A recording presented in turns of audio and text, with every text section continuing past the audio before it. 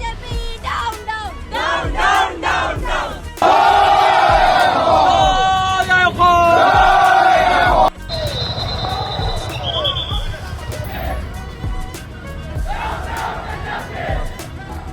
And we have been brutally detained.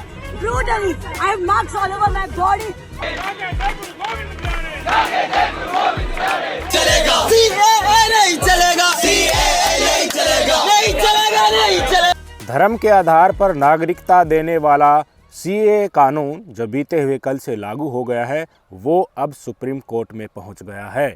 इस देश के संविधान की व्याख्या कौन करेगा? इस देश की जुडिशरी करेगी, न्यायपालिका करेगी। सरकार तो अपनी मर्जी से अपने राजनीतिक एजेंडे को साधने के लिए संविधान को किसी भी तरीके से तोड़ मरोड़ कर इस देश की जनता के सामने ला सकते हैं, लेकिन जो फंडामेंटल्स होते हैं हमारे संविधान के, उनके ऊपर कोई भी कानून कितना खरा उतरता है, ये इस देश की न्यायपालिका को जज करना होता है, सुप्रीम कोर्ट को जज करना होता है। ये पूरा का पूरा मामला अब सुप्रीम कोर्ट में पहुंच गया है। सुप्रीम कोर्ट में इसको कौन लेकर गया है, आपकी स्क्रीन पर आप देख लीजिए। इंडिया यूनियन मुस्लिम लीग के द्वारा ये मैटर सुप्रीम कोर्ट में पहुंचाया गया है। उन्होंने मांग की है कि इसके ऊपर तुरंत रोक लगाई जाए क्योंकि यह कानून असंवैधानिक और भेदभावपूर्ण है, यह मुसलमानों के खिलाफ है। इसके अलावा और भी कई पेटिशन दायर की गई है, आपकी स्क्रीन पर आप देख लीजिए। Democratic youth federation of India की तरफ से भी पेटिशन फाइल की गई है सुप्रीम कोर्ट में कि तत्काल प्रभाव से इस मुद्दे की सुनवाई की जाए। ये जो सेकुलरिज्म के फंडामेंटल्स हैं हमारे देश के संविधान के, उनके सीधे तौर पर खिलाफ है। धर्म के आधार पर किसी को नागरिकता देना, पक्षपात करना हमारे संविधान के बेसिक उसूल हैं, उनको ये तोड़ता है।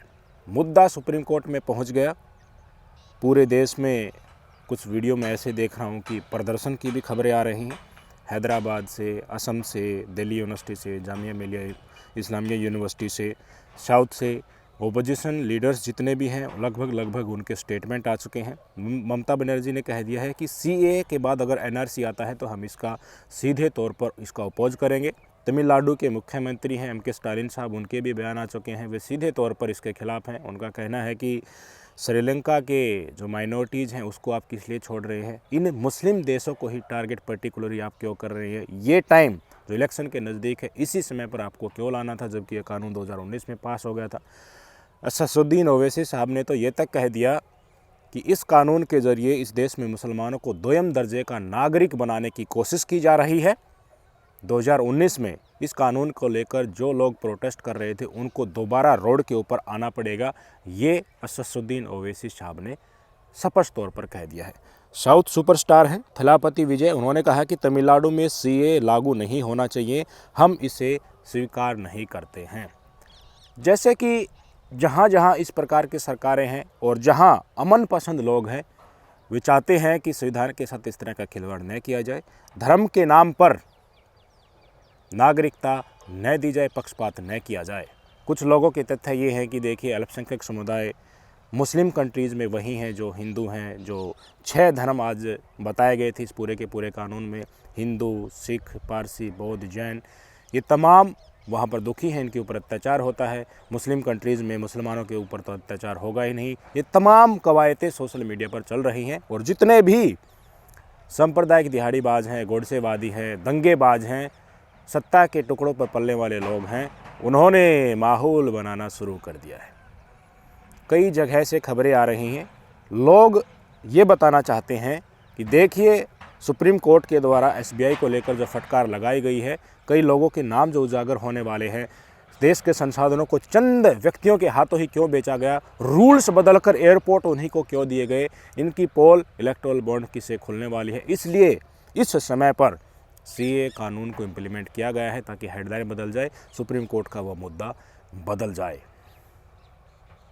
लेकिन जो लोग प्रदर्शन कर रहे हैं ये चीज़ बताना चाहते हैं, देश की जनता को बताना चाहते हैं कि असल मुद्दा क्या है, उनको डिटेन किया जा रहा है। जामिया मिलिया इस्लामिया का जो स्टूडेंट यूनियन है वो उनके गेट नंबर 7 के पास प्रोटेस्ट करना चाहते थे।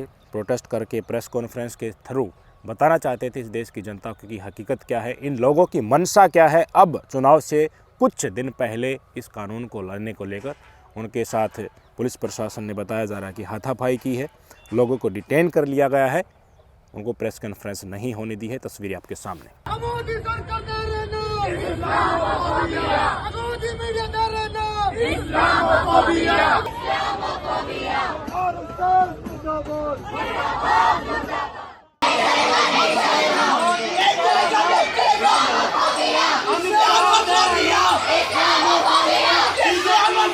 And we have been brutally detained. Brutally. I have marks all over my body. All the women comrades, all the women students have been detained brutally. Their clothes were torn.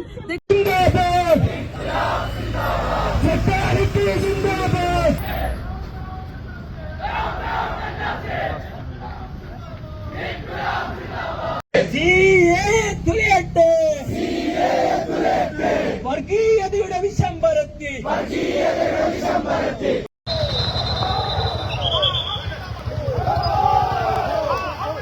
BJP down, down, down, down, down, down, down, down, RSS, down, down, RSS.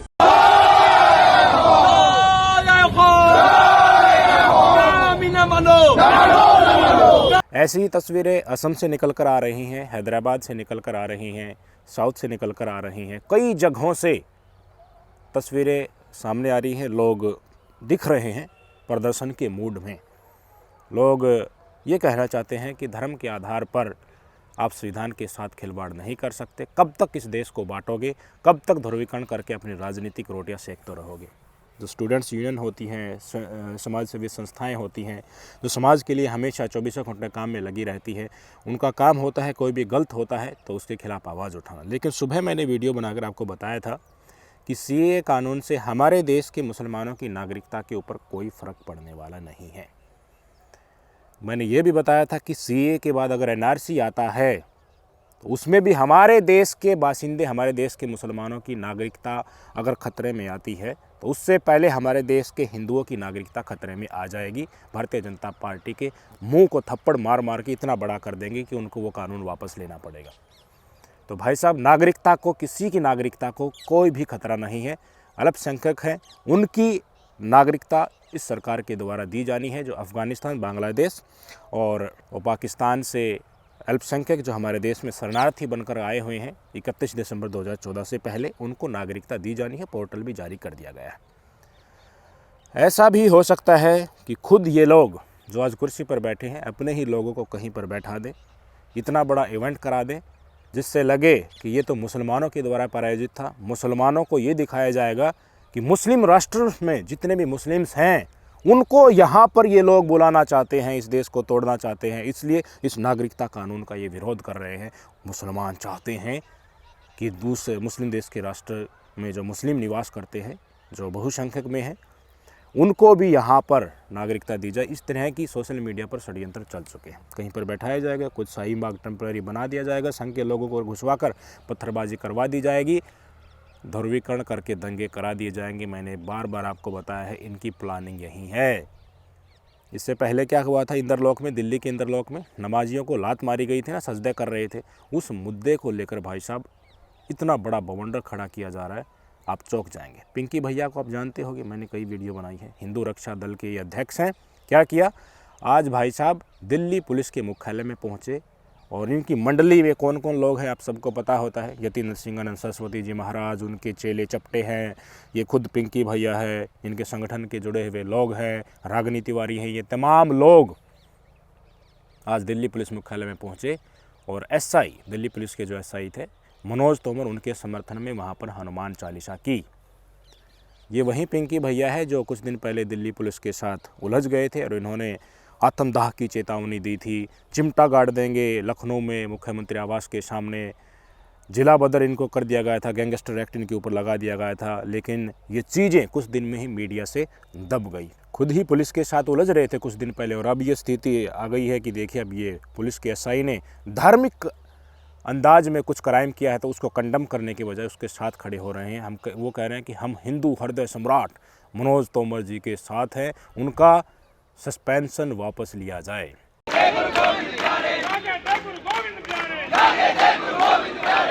भाई मनोज तोमर के समर्थन में Delhi police headquarter पर सभी सनातनियों की भीड़ आप देख सकते हैं। रोड पर नमाज पूरे भारत किसी के बात की है क्या?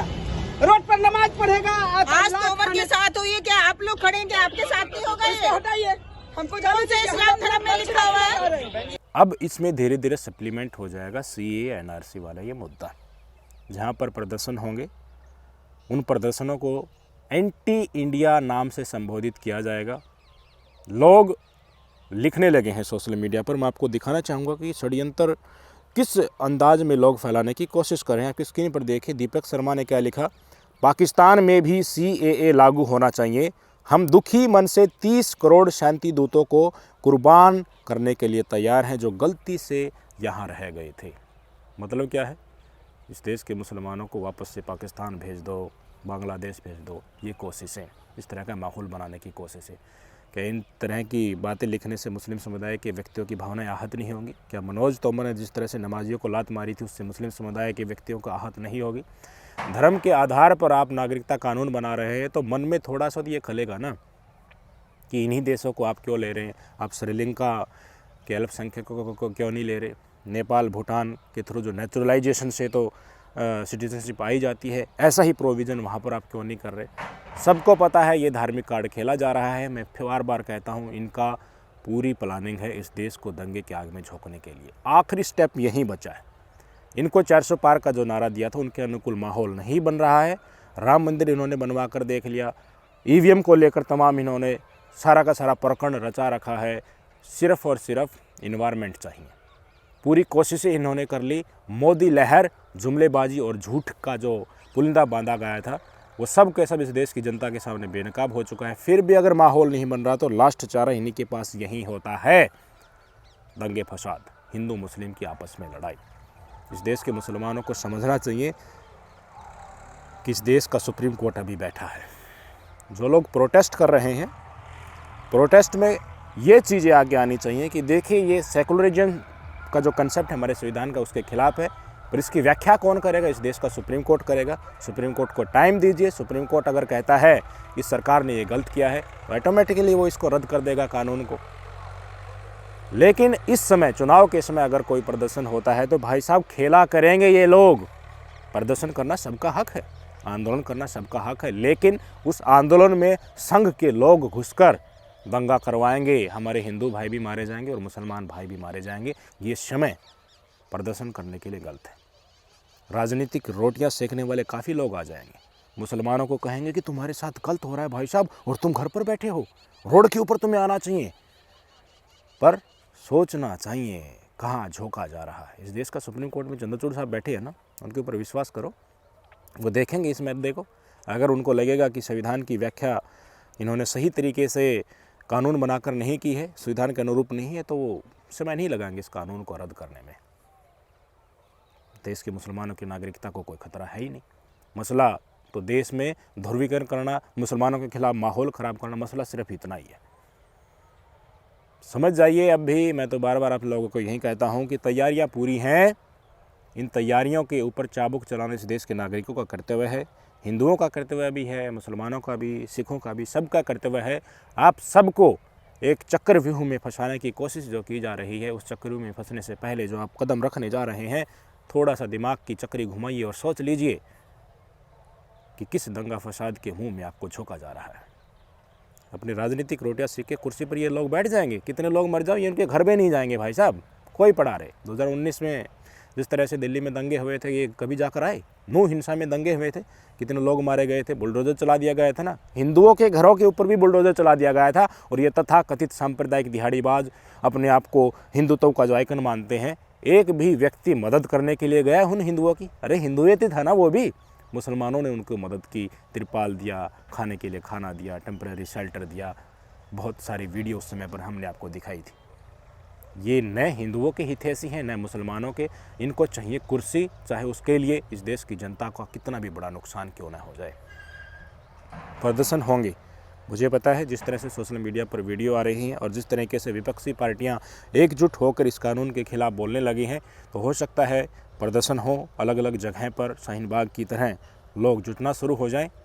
लेकिन चीज़ें अगर शांतिपूर्ण ढंग से होंगी, उद्देश्य यही रहे कि हम इस देश का माहौल ख़राब करने नहीं देंगे। मुख्य उद्देश्य तो यही है ना, नागरिकता तो किसी की कहीं जा नहीं रही। देश का माहौल और इसी तरह से राजनीतिक पार्टी आगे ख़राब ना करे। प्रदर्शन में अगर होता है तो यही उद्देश्य होना चाहिए, उसको विपक्षी पार्टियां या कोई संघ वाले उसमें घुसकर हाईजैक करके ये लेकर आते हैं कि इस कानून को तुम रद्द कराओ। क्यों? क्योंकि इसमें मुसलमानों को नागरिकता नहीं दी जा रही है, मुसलमानों को बेइज्जत करने के लिए और मुसलमानों के खिलाफ ये षड्यंत्र यानी भड़काने के कई तरीके होते हैं। उस तरीके से अगर आंदोलन को कोई चलाएगा तो बहुत बड़ा नुकसान हमारे समाज को हो जाएगा। ये देश हमारा ही है।